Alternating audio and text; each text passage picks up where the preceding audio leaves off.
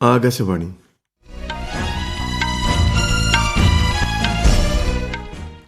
നമസ്കാരം.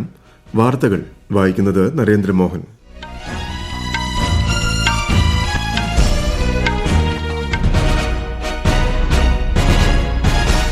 പ്രധാന വാർത്തകൾ. G7 ഉച്ചകോടിയിൽ പങ്കെടുക്കാൻ പ്രധാനമന്ത്രി നരേന്ദ്രമോദി ഇന്ന് ഇറ്റലിയിലേക്ക് തിരിക്കും. കുവൈത്തിൽ ലേബർ ക്യാമ്പിലുണ്ടായ തീപിടുത്തത്തിൽ 49 പേർക്ക് ജീവഹാനി. മരിച്ച 40 ഇന്ത്യക്കാരിൽ 11 മലയാളികൾ. കുവൈറ്റ് ദുരന്തത്തിന്റെ പശ്ചാത്തലത്തിൽ പ്രധാനമന്ത്രിയുടെ നേതൃത്വത്തിൽ അടിയന്തര യോഗം ചേർന്നു. ദുരന്തത്തിൽപ്പെട്ടവർക്ക് അടിയന്തര സഹായം ഉറപ്പു നൽകി കേന്ദ്ര വിദേശകാര്യ മന്ത്രാലയം. മത്സ്യത്തൊഴിലാളികളുടെ സുരക്ഷിതത്വം ഉറപ്പാക്കുന്നതിനും മത്സ്യബന്ധന മേഖലയിലെ അടിസ്ഥാന സൌകര്യങ്ങൾ വർദ്ധിപ്പിക്കുന്നതിനുമുള്ള കർമ്മ പദ്ധതി തയ്യാറാക്കാൻ കേന്ദ്ര ഫിഷറീസ് സഹമന്ത്രി ജോർജ് കുര്യൻ നിർദ്ദേശം നൽകി. അരുണാചൽ പ്രദേശ് മുഖ്യമന്ത്രിയായി BJP നേതാവ് പേമ ഖണ്ഡു ഇന്ന് സത്യപ്രതിജ്ഞ ചെയ്യും. ICC പുരുഷ T20 ലോകകപ്പ് ക്രിക്കറ്റിൽ അമേരിക്കയെ ഇന്ത്യ 7 വിക്കറ്റിന് പരാജയപ്പെടുത്തി. വാർത്തകൾ വിശദമായി.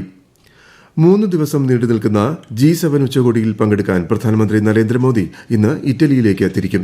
തുടർച്ചയായി 3-ാം തവണയും പ്രധാനമന്ത്രിയായി അധികാരമേറ്റ ശേഷമുള്ള അദ്ദേഹത്തിന്റെ ആദ്യ വിദേശ സന്ദർശനമാണ് ഇത്. വിശദാംശങ്ങളിലേക്ക്. G7 ഉച്ചകോടിക്ക് ഇന്ന് തുടക്കമാകും. തുടർച്ചയായി 5-ാം തവണയാണ് ശ്രീ മോദി ഉച്ചകോടിയിൽ പങ്കെടുക്കുന്നത്. നാളെ നടക്കുന്ന ഔട്ട്റീച്ച് സെഷനിൽ പ്രധാനമന്ത്രി സംബന്ധിക്കുമെന്ന് വിദേശകാര്യ സെക്രട്ടറി വിനയ് ക്വാത്ര ന്യൂഡൽഹിയിൽ മാധ്യമങ്ങളോട് പറഞ്ഞു. ഈ സെഷനിൽ നിർമ്മിത ബുദ്ധി, ഊർജ്ജം, ആഫ്രിക്ക, മെഡിറ്ററേനിയൻ മേഖലകളിൽ ഊന്നിയുള്ള ചർച്ചകൾ നടക്കും. ഇറ്റാലിയൻ പ്രധാനമന്ത്രി ജോർജിയ മെലോണിയുമായി പ്രധാനമന്ത്രി ഉഭയകക്ഷി ചർച്ച നടത്തും. കഴിഞ്ഞ വർഷം അബുദാബിയിൽ നടന്ന COP28 ഉച്ചകോടിയിലാണ് ഇരു പ്രധാനമന്ത്രിമാരും അവസാനമായി കൂടിക്കാഴ്ച നടത്തിയത്. മറ്റ് ലോക നേതാക്കളുമായും പ്രധാനമന്ത്രി ആശയവിനിമയം നടത്തും. സ്വിറ്റ്സർലൻഡിൽ നടക്കുന്ന യുക്രൈൻ സമാധാന ഉച്ചകോടിയിൽ ഇന്ത്യയുടെ പങ്കാളിത്തമുണ്ടാകുമെന്നും വിദേശകാര്യ സെക്രട്ടറി അറിയിച്ചു. 1973 സാമ്പത്തിക സഹകരണത്തിനുള്ള വേദിയായാണ് G7 സ്ഥാപിതമായത്. America, Britain, Canada, Germany, France, Italy തുടങ്ങിയ രാജ്യങ്ങൾ ഇതിൽ ഉൾപ്പെടുന്നു. News desk, Akashvani.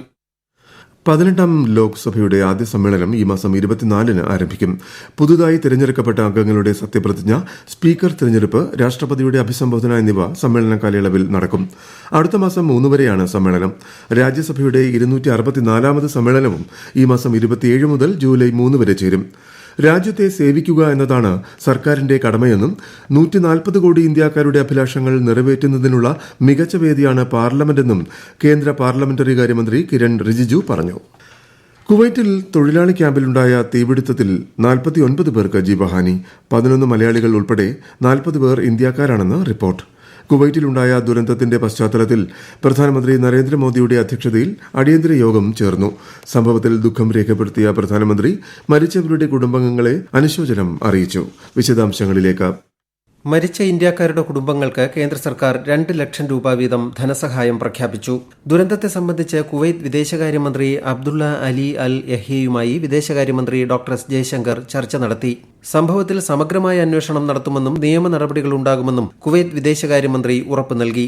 ഇന്ത്യൻ പൌരന്മാരുടെ മൃതദേഹങ്ങൾ എത്രയും വേഗം നാട്ടിലെത്തിക്കണമെന്നും പരിക്കേറ്റവർക്ക് ആവശ്യമായ വൈദ്യസഹായം ലഭിക്കുന്നുണ്ടെന്ന് ഉറപ്പാക്കണമെന്നും ജയശങ്കർ ആവശ്യപ്പെട്ടു. ദുരിതാശ്വാസ പ്രവർത്തനങ്ങൾക്ക് മേൽനോട്ടം വഹിക്കുന്നതിനായി കേന്ദ്ര വിദേശകാര്യ സഹമന്ത്രി കീർത്തിവർദ്ധൻ സിംഗ് കുവൈറ്റിലെത്തിയിട്ടുണ്ട്. അപകടത്തിൽപ്പെട്ടവരുടെ വിവരങ്ങൾക്കായി 965 655 05 246 എന്ന നമ്പറിൽ ബന്ധപ്പെടാം. ദുരന്തത്തിൽ ഗവർണർ ആരിഫ് മുഹമ്മദ് ഖാനും മുഖ്യമന്ത്രി പിണറായി വിജയനും അനുശോചനം രേഖപ്പെടുത്തി. News desk, Akashvani. കുവൈറ്റിലുണ്ടായ തീപിടുത്തത്തിൽ പത്തനംതിട്ട സ്വദേശികളായ 4 പേരുടെ മരണം സ്ഥിരീകരിച്ചു. പന്തളം മുടിയൂർക്കോണം ഐരാണിക്കുഴി ശോഭാലയത്തിൽ ശോഭാകുമാരിയുടെ മകൻ ആകാശ് S. നായർ, പത്തനംതിട്ട വാഴമുട്ടം പുള്ളി നിൽക്കുന്നതിൽ വടക്കേതിൽ വാസുദേവൻ നായരുടെ മകൻ PV മുരളീധരൻ, കോന്നി അട്ടച്ചാക്കൽ ചെന്നശ്ശേരിൽ സജു വർഗീസ്, തിരുവല്ല മേപ്രാൽ ചിറയിൽ തോമസ് ഉമ്മൻ എന്നിവരെയാണ് തിരിച്ചറിഞ്ഞത്. കുവൈറ്റ് ദുരന്തത്തിന്റെ പശ്ചാത്തലത്തിൽ ഇന്ന് നടക്കാനിരുന്ന ലോക കേരള സഭയുടെ ഉദ്ഘാടന സമ്മേളനവും സെമിനാറും അനുബന്ധ പരിപാടികളും ഒഴിവാക്കി. 14-15 തീയതികളിൽ ലോക കേരള സഭാ സമ്മേളനം നിശ്ചയിച്ച പ്രകാരം നടക്കും. ആഘോഷ പരിപാടികൾ ഉണ്ടാകില്ല. കേന്ദ്രമന്ത്രി രാജീവ് രഞ്ജൻ സിംഗിന്റെ അധ്യക്ഷതയിൽ ഫിഷറീസ് വകുപ്പിന്റെ അവലോകന യോഗം ഇന്നലെ ന്യൂഡൽഹിയിൽ നടന്നു. യോഗത്തിൽ കേന്ദ്ര സഹമന്ത്രി ശ്രീ ജോർജ് കുര്യൻ ഉൾപ്പെടെയുള്ള പ്രമുഖർ പങ്കെടുത്തു. മൂല്യവർദ്ധിത മത്സ്യ ഉൽപ്പന്നങ്ങളുടെ കയറ്റുമതി വർദ്ധിപ്പിക്കുന്നതിനുള്ള പദ്ധതി തയ്യാറാക്കാൻ യോഗത്തിൽ നിർദ്ദേശമുണ്ടായി. അർഹതയുള്ള എല്ലാ മത്സ്യത്തൊഴിലാളികൾക്കും KCC സൌകര്യങ്ങൾ വ്യാപിപ്പിക്കുന്നതിന് എല്ലാ ബാങ്കുകൾക്കും നിർദ്ദേശം നൽകി. അടിസ്ഥാന വെല്ലുവിളികൾ മനസ്സിലാക്കാൻ മുൻനിര മത്സ്യ ഉൽപാദന സംസ്ഥാനങ്ങളിലെയും കേന്ദ്രഭരണ പ്രദേശങ്ങളിലെയും MPമാരുമായി ഒരു യോഗം വിളിക്കാനും യോഗത്തിൽ തീരുമാനിച്ചു. മത്സ്യത്തൊഴിലാളികളുടെ സുരക്ഷിതത്വം ഉറപ്പാക്കുന്നതിനുള്ള നടപടികളെ സംബന്ധിച്ചും ആധുനിക മത്സ്യബന്ധന തുറമുഖങ്ങളുടെയും ആഴക്കടൽ മത്സ്യബന്ധന കപ്പലുകളുടെയും ആവശ്യകതയെപ്പറ്റിയും കേന്ദ്ര ഫിഷറീസ് സഹമന്ത്രി ജോർജ് കുര്യൻ യോഗത്തിൽ ചർച്ച ചെയ്തു. മത്സ്യബന്ധന മേഖലയിലെ അടിസ്ഥാന സൌകര്യങ്ങൾ മെച്ചപ്പെടുത്തുന്നതിനും ആഴക്കടൽ മത്സ്യബന്ധന യാനങ്ങൾ കൂടുതൽ ഉൾപ്പെടുത്തുന്നതിനുമുള്ള കർമ്മ പദ്ധതി തയ്യാറാക്കാനും അദ്ദേഹം നിർദ്ദേശം നൽകി. അരുണാചൽ പ്രദേശ് മുഖ്യമന്ത്രിയായി BJP നേതാവ് പേമ ഖണ്ഡു ഇന്ന് സത്യപ്രതിജ്ഞ ചെയ്യും. ഇറ്റാനഗറിലെ ദോർജി ഖണ്ഡു കൺവെൻഷൻ സെന്ററിൽ രാവിലെ 11 മണിക്കാണ് സത്യപ്രതിജ്ഞാ ചടങ്ങ്.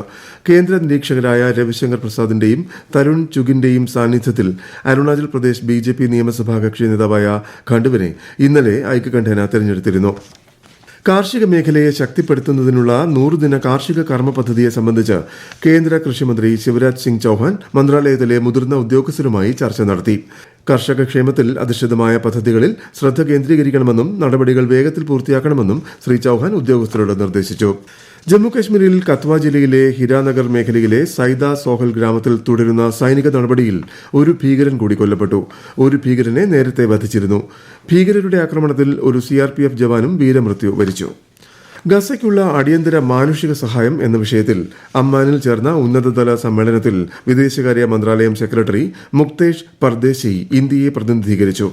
ജോർദാൻ രാജാവ് Abdullah II, Egypt president Abdel Fattah LCC, UN secretary general Antonio Guterres എന്നിവർ സമ്മേളനത്തിന് ആതിഥേയത്വം വഹിച്ചു. ഒഡീഷ മുഖ്യമന്ത്രിയായി മോഹൻ ചരൺ മാജി സത്യപ്രതിജ്ഞ ചെയ്ത് അധികാരമേറ്റു. കനക് വർദ്ധൻ സിംഗ് ദിയോ, പ്രവതി പരിദ എന്നിവർ ഉപമുഖ്യമന്ത്രിമാരായും സത്യപ്രതിജ്ഞ ചെയ്തു. ഒഡീഷയിലെ ആദ്യ BJP സർക്കാർ അധികാരമേൽക്കുന്നതിന് സാക്ഷ്യം വഹിക്കാൻ പ്രധാനമന്ത്രി നരേന്ദ്രമോദിയും കേന്ദ്രമന്ത്രിമാരും പങ്കെടുത്തു. ഈ വാർത്തകൾ ആകാശവാണിയിൽ നിന്ന്. ആകാശവാണി വാർത്തകളും വാർത്താധിഷ്ഠിത പരിപാടികളും all India radio news Thiruvananthapuram എന്ന യൂട്യൂബ് ചാനലിൽ ലഭ്യമാണ്. കൂടുതൽ വാർത്തകൾക്കായി @AllIndia Radio News തിരുവനന്തപുരം എന്ന ഫേസ്ബുക്ക് പേജും @AR_News_TVM എന്ന X ഹാൻഡിലും സന്ദർശിക്കാം. ഇന്ത്യയുടെ വ്യാവസായിക ഉൽപാദന സൂചിക മുൻ വർഷത്തെ അപേക്ഷിച്ച് ഈ വർഷം ഏപ്രിൽ മാസത്തിൽ 5% വളർച്ച രേഖപ്പെടുത്തി. 2023 ഏപ്രിലിൽ IIP വളർച്ചാ നിരക്ക് 4.6%. 15ാം കേരള നിയമസഭയുടെ 11ാം സമ്മേളനം ഇന്നലെ താൽക്കാലികമായി പിരിഞ്ഞു. ഇന്നു മുതൽ ഈ മാസം 18 വരെ സഭ ചേരുന്നതല്ല. ലോക കേരള സഭ, ബക്രീദ് എന്നിവയ്ക്കു ശേഷം 19-ന് സഭ പുനരാരംഭിക്കും. ICC പുരുഷ T20 ലോകകപ്പ് ക്രിക്കറ്റിൽ ഇന്നലെ ന്യൂയോർക്കിൽ നടന്ന മത്സരത്തിൽ അമേരിക്കയെ ഇന്ത്യ 7 വിക്കറ്റിന് പരാജയപ്പെടുത്തി. ഈ വിജയത്തോടെ ഗ്രൂപ്പ് എയിൽ ഇന്ത്യ സൂപ്പർ 8 യോഗ്യത ഉറപ്പിച്ചു. അമേരിക്ക ഉയർത്തിയ 110 റൺസ് വിജയലക്ഷ്യം 10 ബോളുകൾ ശേഷിക്കെ ഇന്ത്യ മറികടന്നു. ഇന്നത്തെ മത്സരങ്ങളിൽ ആതിഥേയരായ വെസ്റ്റ് ഇൻഡീസ് ന്യൂസിലൻഡിനെയും ബംഗ്ലാദേശ് നെതർലൻഡ്സിനെയും നേരിടും. സിഡ്നിയിൽ നടക്കുന്ന Australian open BWF super 500 badminton ടൂർണമെന്റിൽ ഇന്ത്യയുടെ HS പ്രണോയ് ബ്രസീലിന്റെ ഇഗോർ കെയ്ലോയെ പരാജയപ്പെടുത്തി പുരുഷ സിംഗിൾസിന്റെ 2ാം റൌണ്ടിലെത്തി.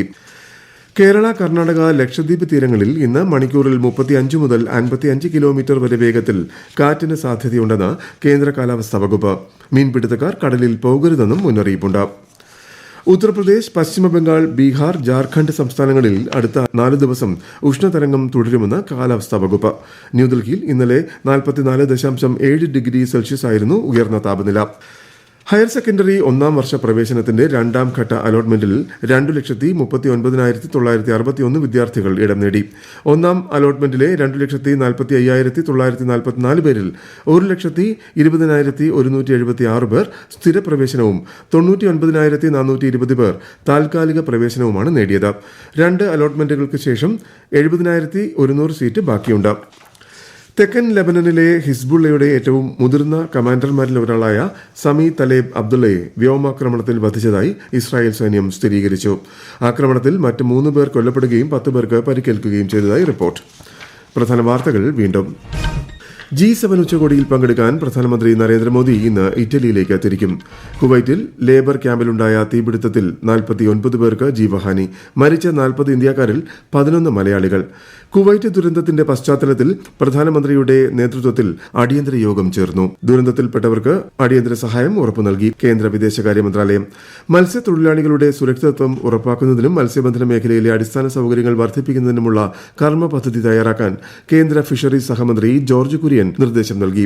അരുണാചൽ പ്രദേശ് മുഖ്യമന്ത്രിയായി BJP നേതാവ് പേമ ഖണ്ഡു ഇന്ന് സത്യപ്രതിജ്ഞ ചെയ്യും. ICC പുരുഷ T20 ലോകകപ്പ് ക്രിക്കറ്റിൽ അമേരിക്കയെ ഇന്ത്യ 7 വിക്കറ്റിന് പരാജയപ്പെടുത്തി. വാർത്തകൾ കഴിഞ്ഞു. അടുത്ത വാർത്താ പ്രക്ഷേപണം ഉച്ചയ്ക്ക് 12:30.